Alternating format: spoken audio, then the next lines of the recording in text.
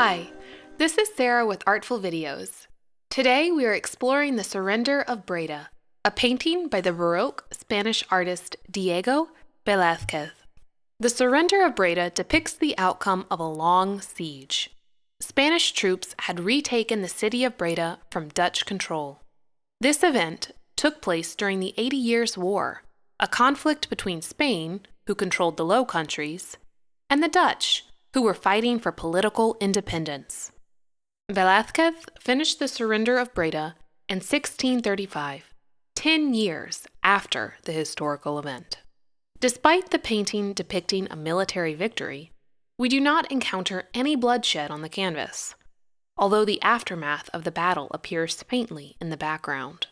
Rather, Velázquez has painted the moment in which the Dutch troops surrender. This capitulation is stressed in the center of the canvas.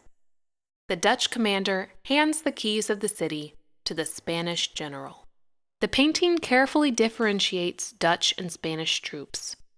The Dutch soldiers appear on the left, young and somewhat disorganized.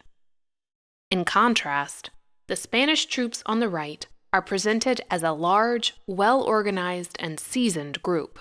Famously, the spears of the Spanish soldiers rise triumphantly over the horizon. This soaring presence highlights the Spanish military competence and martial power.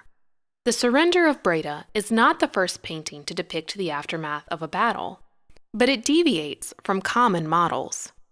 Usually, the victorious commander appeared seated on a throne, or literally on his high horse, while the defeated leader knelt on the ground in deference.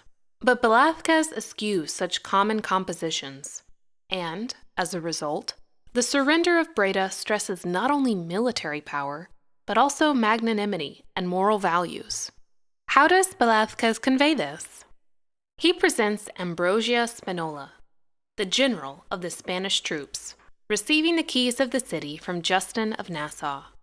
Spinola looks at the Dutch commander eye to eye, and in fact, he puts his hand on Justin's shoulder to stop him from kneeling.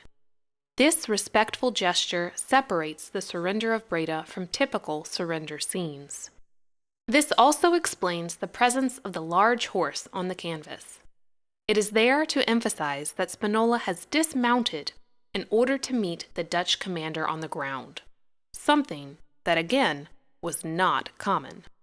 Velázquez, The Surrender of Breda, revolutionized the genre of military painting precisely by emphasizing that to win with elegance and magnanimity is what defines a great leader, and not merely the ferocious capacity to triumph in combat.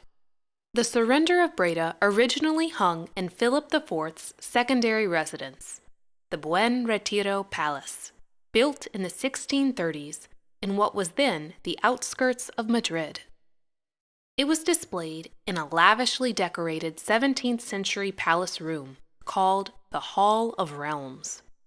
The Hall of Realms was decorated with many paintings celebrating Philip IV and his military campaigns, hung in order to quietly but powerfully convey a political and military message to those visiting the Spanish court.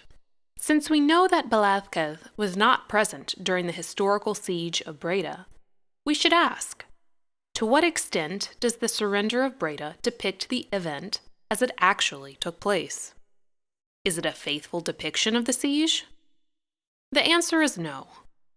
It is true that Spinola granted the Dutch generous terms of surrender, but the actual encounter between the two leaders and the exchange of the keys is likely fabricated.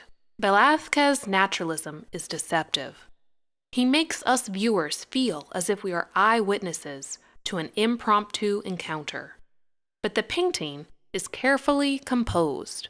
The goal of the painting, after all, is to commemorate the Spanish victory, not to accurately document a historical event.